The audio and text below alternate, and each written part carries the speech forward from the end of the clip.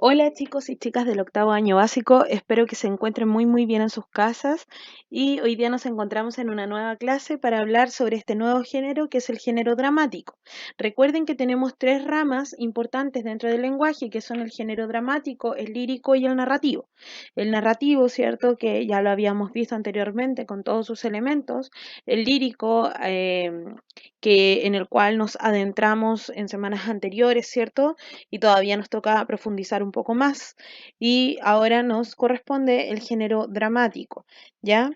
Em, bueno, yo espero que si es que nos llegamos a volver a ver en algún momento en el colegio, profundicemos más sobre estos temas y los podamos trabajar a mayor cabalidad, ¿ya? Pero por ahora quiero que conozcan sus elementos básicos para que podamos familiarizarnos con este tipo de textos y ya podamos ir trabajando lo más sencillo, ¿cierto? Como es ir reconociendo los detalles de estos textos y también responder las preguntas que se detallan.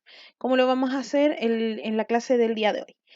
Bien, primero que todo nos vamos a remontar un poco a lo que es el origen del teatro, ya lo que es un poco de la historia. Las primeras manifestaciones que se realizaron sobre teatro se realizaron, como ustedes saben, en el occidente, ¿cierto? En la antigua Grecia, aunque también fueron encontradas algunas ruinas de anfiteatro anteriores al siglo V antes de Cristo. Imagínense, o sea, mucho tiempo antes, ¿ya? En las culturas aztecas e incas también, pero no se registraron obras ni representaciones escénicas, sino que solamente las ruinas de lo que hubiesen sido anfiteatros, como el que ustedes están viendo en la imagen, ¿ya? Sin embargo, lo que sí estamos seguros es que nacieron en la antigua Grecia, como les decía anteriormente, ¿ya? ¿Por qué nacieron? Porque antiguamente se hacían muchas fiestas de sacrificio, principalmente las que se hacían en honor a Dionisio, ¿ya? En donde se sacrificaba un macho cabrío, ya un cabro, un cabrito, ¿cierto?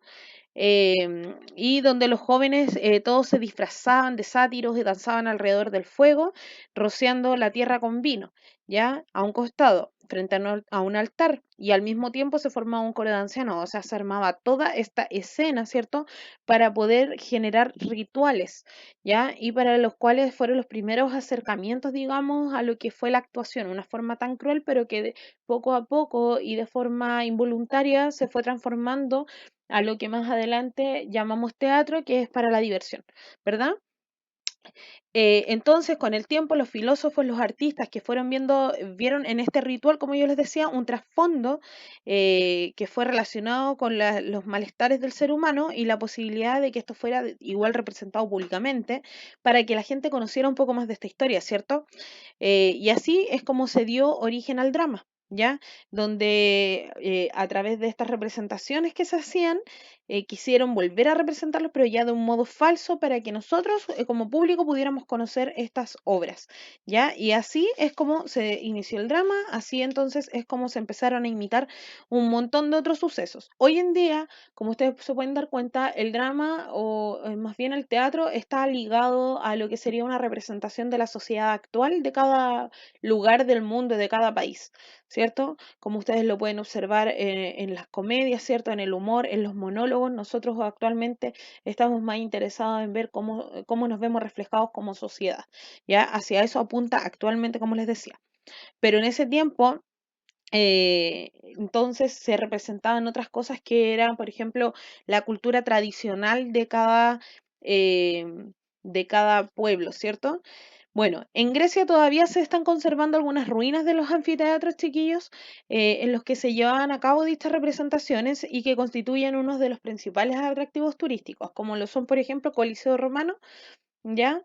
Que es uno de ellos, ¿ya? O el que ustedes están viendo en la imagen, ¿ya? Los anfiteatros básicamente eran estructuras que tenían una pared muy alta que simulaba tener como unas ventanas y por dentro era muy parecido a un estadio, con la diferencia que tenía un semicírculo donde por una parte se sentaba el público y de frente teníamos un escenario entonces donde se hacían estas representaciones teatrales, ¿ya?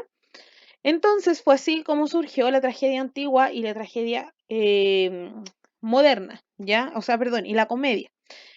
Bueno, entonces estas son dos subdivisiones del género dramático, ¿ya? Entonces, ¿qué es el género dramático? Todas aquellas obras que están escritas y que tienen como finalidad ser representadas. De ahí es que surge una diferencia entre lo que es el texto dramático con la obra dramática. Ya nos vamos a referir a texto dramático cada vez que nosotros escribamos un texto, o sea, que haya un dramaturgo, un escritor, ¿cierto? Que plasme en una hoja las ideas de lo que va a ser la actuación, ¿cierto? Con sus personajes, un diálogo, una conversación, y posteriormente tenemos la obra dramática, que ya es una vez que este diálogo, esta obra que se creó en un papel, se estudia y se representa frente a un escenario, para un público, ¿ya? Entonces, ¿qué tenemos dentro de la tragedia antigua? Bueno, en la antigüedad clásica, chiquillos, y principalmente en Grecia nuevamente, se representaban estas tragedias antiguas, que era donde el protagonista luchaba contra su destino, ¿ya? Y generalmente siempre vencía el destino que estaba en manos de los dioses, como ustedes pueden ver en la imagen, ¿ya?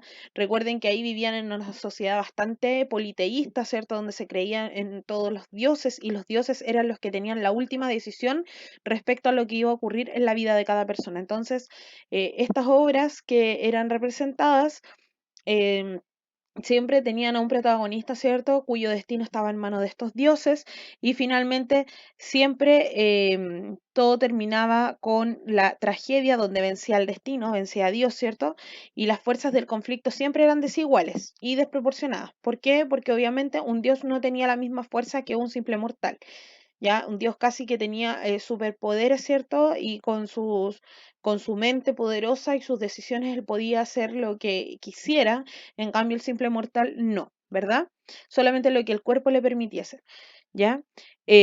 Nada podía hacer entonces que un mortal pudiera ir en contra del poder de los dioses, aunque hiciera el máximo esfuerzo para cambiar su destino, ¿ya? Y finalmente igual era derrotado.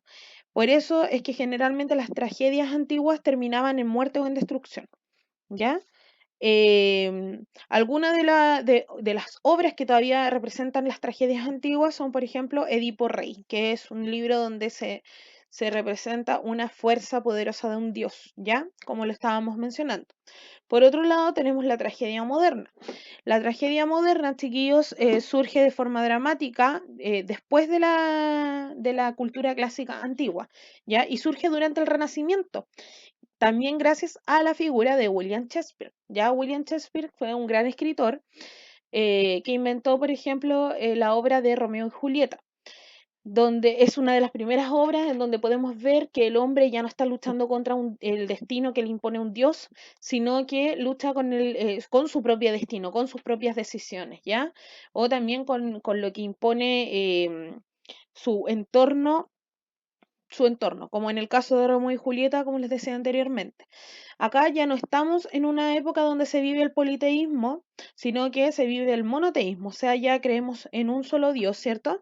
Un Dios que es para el mundo completo, ¿ya? Y principalmente eso, aquí el hombre tiene libre disposición, libre albedrío para escoger lo que él quiera, ¿ya? Para decidir sobre sus propias acciones. Sin embargo, en algunas ocasiones habían otras personas en el entorno de este personaje que terminaban... donde terminaba todo mal, ¿cierto? Porque ellos eran los que boicoteaban todas las acciones del personaje, ¿ya? Em, entonces, eso básicamente, chicos. Y así también es como a esta persona, a pesar de que tomara buenas decisiones, de repente intervenía la mala suerte, ya como en el caso, vuelvo a reiterar, de Romeo y Julieta. Romeo y Julieta es una historia súper interesante, como les decía, de William Shakespeare, que se trata de dos jóvenes enamorados, ¿cierto?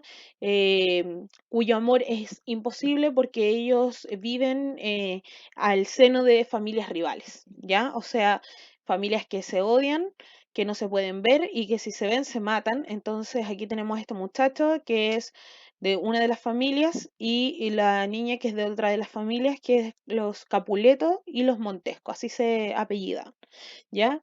Y básicamente como estas familias no se pueden ni mirar porque tienen una pelea, ¿ya? Interna, ¿cierto? Estos muchachos no pueden llevar su amor en libertad. Por ende, como ellos quieren ir contra todo con su amor, y quieren estar juntos, finalmente toman una decisión donde ella finge estar muerta a través de una poción que se toma, que paraliza todo su sistema, todo su cuerpo, y le envía una carta a él para que él vaya a rescatarla mientras ella se hace la muerte, entre comillas, pero esta carta llega demasiado tarde a manos de él, o sea, de hecho no llega, y finalmente él se entera por otras bocas que ella estaba muerta en realidad, y cuando va a verla y la encuentra ahí acostada, muerta, entre comillas, él toma la decisión de matarse, ¿ya?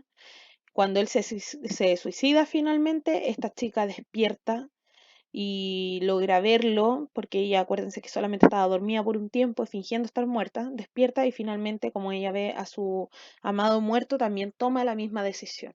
¿Ya? Hay varias representaciones de esta obra que es muy clásica, muy tradicional y que ustedes pueden verla, de verdad es muy, muy interesante, chicos, para que la vean.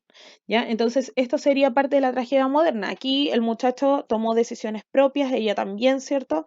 A pesar de que la gente les jugara malas pasadas, ellos querían estar juntos, pero aquí no intervino ningún tipo de Dios que hiciera imposible esto, sino que intervinieron sus propias familias.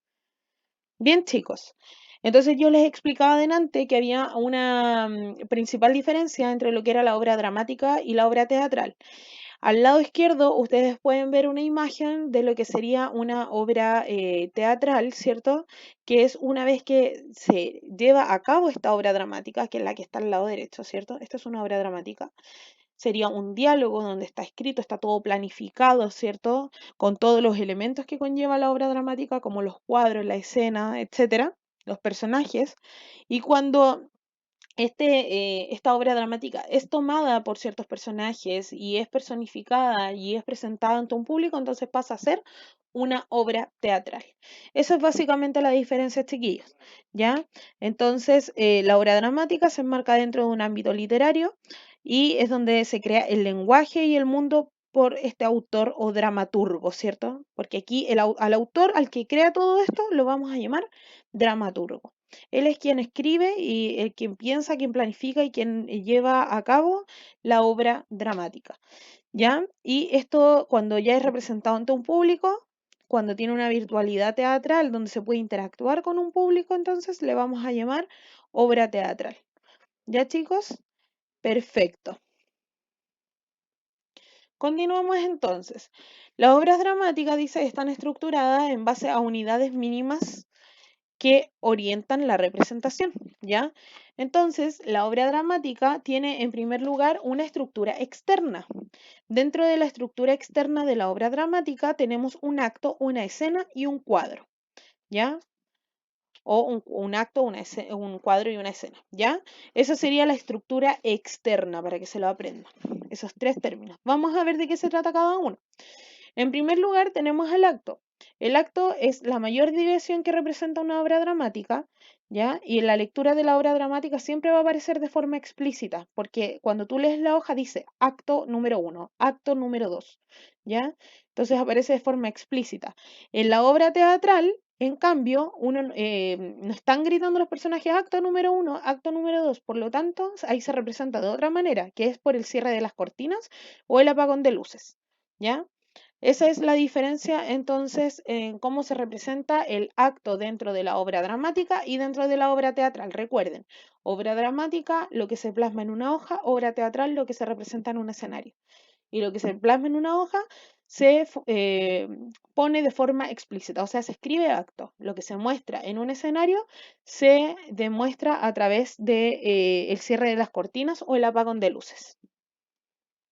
¿Ya? Por otro lado, entonces yo les decía que teníamos a la escena. La escena es cada fracción de la obra dramática y está dada por la entrada o la salida de los personajes. Cada vez que aparece interviniendo un personaje en el desarrollo de una acción, se va a producir una escena. Si se agrega otro o se retira alguno, entonces hay un cambio de escena. ¿Ya? Nosotros nos vamos a dar cuenta inmediatamente porque además de eso, eso lo acompaña, no sé, pues el cambio de luces, el cambio de escenografía, etcétera. O sea, hay todo un complemento que nos hace mostrar que hay un cambio de escena y principalmente que van cambiando los personajes, ¿ya? Entran personajes, salen personajes, entonces vamos teniendo cambios de escena. Y por último tenemos al cuadro. ¿ya? El cuadro es la ambientación física, son los cambios de la escenografía durante la puesta en escena y nos van indicando distintos tipos de cuadros. Por ejemplo, en el primer caso tenemos de cuadro dos sillas, ¿cierto? Probablemente ahí están en un diálogo, están conversando esos dos personajes y solamente requerían de dos sillas porque a lo mejor están representando estar en la calle o dentro de su casa, ¿ya? En la segunda imagen tenemos otro tipo de cuadro, ¿cierto? Que nos está mostrando la imagen de fondo de una escenografía de Sefirelli, ¿ya? Que es un lugar, ¿cierto? Que tiene una ambientación bastante particular. Entonces se ponen imágenes, se ponen telones para poder representar, ¿ya? Y en el tercero están mostrando a tres personas que están delante de un cuadro verde, ¿ya? Que este podría ser una pantalla o bien lo que ellos querían representar no necesitaba de algún apoyo visual detrás de ellos, ¿ya? Entonces eso sería el cuadro. Vamos a la estructura interna del texto dramático, entonces. Dentro de la estructura, bueno, la estructura interna se va a relacionar con la organización del desarrollo de la acción, o sea, de qué forma yo voy secuenciando la historia, ¿ya? La historia tiene que tener una coherencia, tiene que tener un hilo conductor que va a permitir que el conflicto de la obra dramática vaya acrecentándose hasta el final, o sea, yo voy a partir de menos a más, voy a partir desde los detalles menores hasta contar los detalles de la historia completa, ¿cierto? Entonces, las partes son las siguientes. Por un lado, vamos a tener la presentación del ambiente, personajes y el conflicto. Por otro lado, el nudo o desarrollo del conflicto. Luego vamos a tener el clímax y luego el desenlace. ¿Ya? Yo les voy a mostrar más o menos de qué forma tendría que verse gráficamente la estructura interna del texto dramático. ¿En qué consiste cada uno de esos? Que igual se los voy a explicar más adelante. Bueno, en la presentación del ambiente, personajes o conflictos es la que aparece al comienzo de la obra, ¿ya? Donde se van a presentar todos los elementos que yo les había mencionado anteriormente. El desarrollo del conflicto es cuando se presenta el conflicto, ¿cierto? Y se da a conocer este de forma progresiva y se va buscando algún tipo de solución. Y luego de esto tenemos el clímax. El clímax es el momento culmine de la acción, ¿ya? Es el momento más importante, ese momento que nos deja a todos tensos porque estamos esperando alguna solución, ¿cierto? Donde hay mayor tensión, como la parte del suspenso final. Y el desenlace donde se muestra en qué terminó la historia, ya que puede ser algo positivo o negativo. Ese sería como un gráfico de cómo se muestra entonces el desarrollo de una historia. ¿Ya? Como pueden ver, entonces partimos con la presentación de personajes de forma plana porque no ocurre nada interesante, pero luego estos van mostrando todo el conflicto que se está presentando dentro del nudo desarrollo y a medida que esto se va resolviendo y van a haber personas beneficiadas, otros perjudicados, vamos a llegar al clímax. Y el clímax vendría siendo la parte de mayor tensión, donde es un momento decisivo, ¿cierto? Se decide todo el final que finalmente va a caer en la historia en un desenlace que puede ser positivo o negativo. Por eso se puede tomar cualquiera de los dos caminos. No siempre las historias terminan felices, ¿cierto?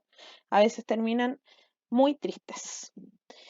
¿Ya? Entonces yo les estaba mencionando que la presentación del ambiente, personajes o conflictos era la que aparecía al inicio de la obra, donde el lector o el espectador apreciaba en qué lugar se iba a desarrollar el conflicto, ¿cierto? Y la época. O sea, nosotros como espectadores de la obra, los que estamos viendo, vamos a poder enterarnos quiénes son los que participan dentro de esta historia, cómo se llaman, cuáles son sus principales características, ¿ya? Y más o menos vamos a ir viendo cuál es el conflicto, vamos a ir recién visualizando qué es lo que va ocurriendo a partir del conocimiento de los personajes y sus caracteres, ¿ya? Entonces aquí se conocen los primeros personajes que aparecen en escena y que van a dar vida al problema que ellos mismos van a ir enunciando, ¿ya? Eso principalmente, chicos. Luego, dentro del nudo o desarrollo del conflicto, em, primero tenemos que saber, chicos, que si no hay un conflicto, no hay obra, ¿ya?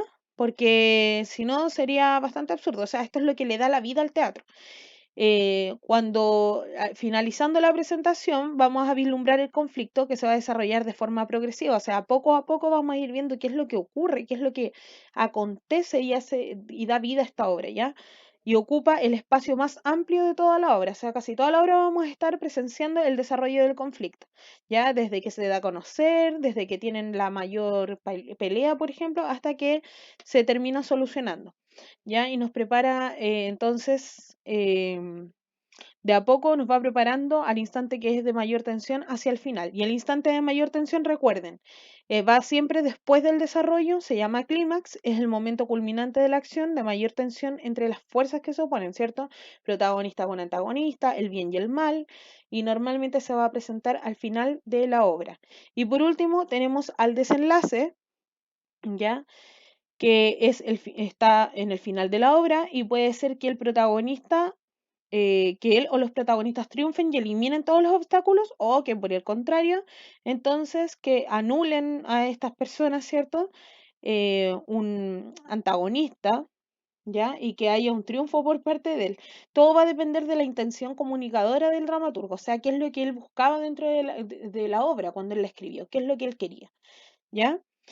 Eh, eso básicamente, porque como yo les decía anteriormente, la estructura interna de la obra dramática la vamos a comparar con una ola de mar, ¿ya? Es básicamente eso, desde que se levanta la ola y va creciendo de a poco, arrastra la misma corriente en la parte del desarrollo, ¿cierto? Y llega a un punto donde la ola revienta, que vendría siendo el desenlace de la obra, ¿ya? Entonces también tenemos elementos del texto dramático. Dentro de los elementos del texto dramático tenemos al dramaturgo, acotaciones, personajes y diálogos, ¿ya? En primer lugar, cuando hablamos de los personajes, ¿ya? Bueno, vamos a hablar primero del dramaturgo, perdón. El dramaturgo, yo ya se los había mencionado anteriormente, es la persona que escribe el drama, ¿cierto? Em, el que escribe esta obra dramática que finalmente va a pasar a ser una obra teatral, ¿ya? Vendría siendo lo mismo que un autor, pero acá en este género le vamos a llamar dramaturgo. Y por otro lado, les decía que para que exista la obra dramática es fundamental que existan personajes, ¿cierto? Los personajes son seres ficticios que nos van a transportar las ideas que tenía este dramaturgo, ¿ya? Y que dentro de la obra teatral, estos personajes van a ser encarnados por actores, o sea, van a haber actores que van a tomar el lugar de ellos, la posición, las características físicas y psicológicas y las van a imitar de la mejor forma posible. ¿Ya? Generalmente dentro de la obra dramática van a aparecer dos tipos de fuerzas del conflicto. Por ejemplo, va a aparecer el protagonista, que es quien lucha por conseguir algo y que va a tener siempre el papel destacado dentro de la acción. Y por otra parte va a haber una fuerza opositora, alguien que va a luchar en contra del protagonista, que va a tratar de boicotear todo lo que él haga para que no cumpla sus objetivos, que va a ser el personaje antagonista. ¿Ya, chicos? Acá tenemos entonces un ejemplo también de lo que es un diálogo, ¿ya? Al igual que en la vida real, el diálogo se trata de una conversación que se establece entre dos o más personajes para que ellos expresen sus ideas, sus sentimientos, sus afinidades, ¿ya? Y que puede concluirse o se puede producir como una discusión o una controversia, como en el caso que ustedes están viendo a continuación. ¿Ya? Aquí tenemos un pequeño diálogo que se llama La playa, donde habla la señora con la empleada, ¿ya? Y podemos ver otros elementos que están dentro de este diálogo que se ocupan bastante, como por ejemplo son los signos de exclamación, signos de pregunta y las acotaciones, que las vamos a ver a continuación, ¿ya? Las acotaciones, chiquillos, básicamente corresponden a las indicaciones que están entre paréntesis, ¿ya? Estas son indicaciones para el personaje. Entonces, la persona que está haciendo el personaje de la señora va a tener que cumplir con esta indicación que se le está dando entre paréntesis, que se llama acotación. Las acotaciones generalmente van a ir en letra cursiva, o sea, esas que van hacia el lado, como que se las lleva el viento, ¿ya? Eso básicamente. Y esos son para señalar algún asunto que es relativo al escenario, o sea, algo que ellos tienen que hacer en el escenario o a la acción o a los movimientos que tienen que ir haciendo los personajes. Por ejemplo, si la señora tiene que sentarse, seguramente en la acotación va a decir señora, se sienta, entre paréntesis. Y eso no quiere decir que ella tenga que decir eso en la obra dramática, no lo tiene que decir, solamente lo tiene que hacer, ¿ya? Para eso sirve, básicamente es una indicación para el personaje que está actuando, ¿ya? Por otra parte, entonces, como les decía, bueno, aquí ya habíamos visto recién el diálogo, que era la conversación que se daba entre los personajes, y hay otros tipos de conversaciones, chiquillos, ¿ya? Bueno, el diálogo era la conversación entre dos o más personas. Hay otras que no las vamos a detallar mayormente ahora y los vamos a dejar para la próxima clase, ¿ya? Porque igual yo quiero mostrarle más ejemplos, que son, por ejemplo, el monólogo, el soliloquio, el aparte, ¿ya? Sigamos entonces. Bueno, recién ya habíamos visto las acotaciones, que eran indicaciones que le daba el dramaturgo a la persona que iba a actuar, ¿cierto? Y que estaban entre paréntesis con letra cursiva, ¿ya? Tenemos también otros elementos de la obra dramática o de la obra teatral, ¿cierto?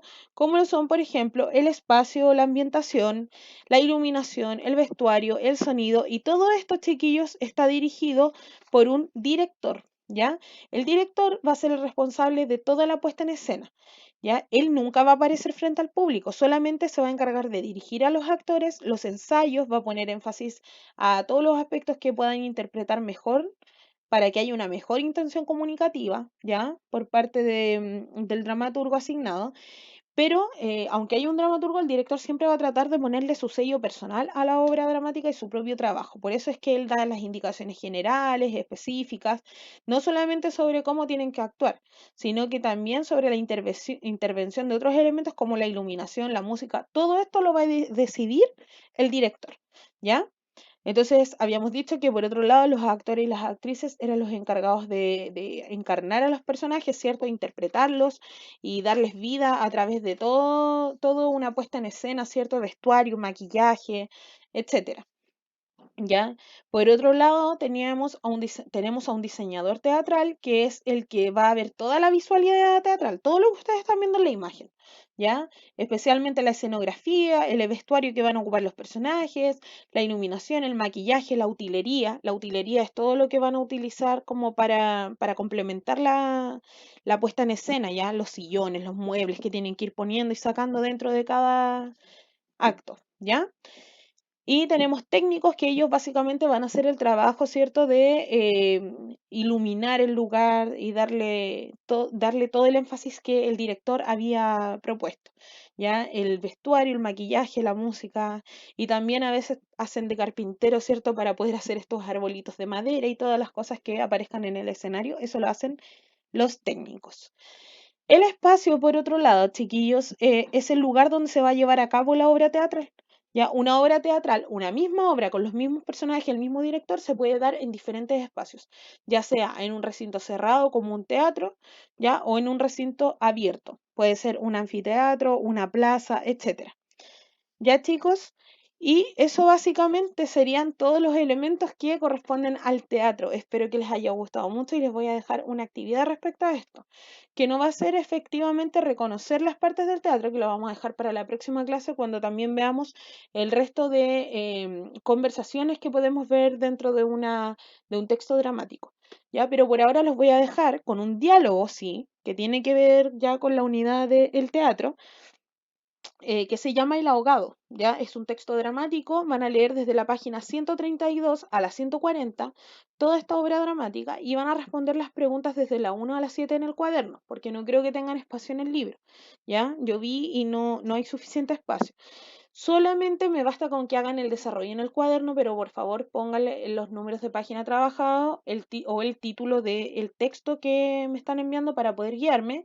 Y recuerden, todas las preguntas que apunten a resolverlas en grupo o con el curso completo, ustedes las hacen de manera individual. Lo ideal sería que pudiéramos ir comentando esas preguntas, pero por el momento, bueno, ustedes saben, no podemos, ¿ya? Así que ustedes lo hacen de manera individual, desde el punto de vista personal de cada uno de ustedes.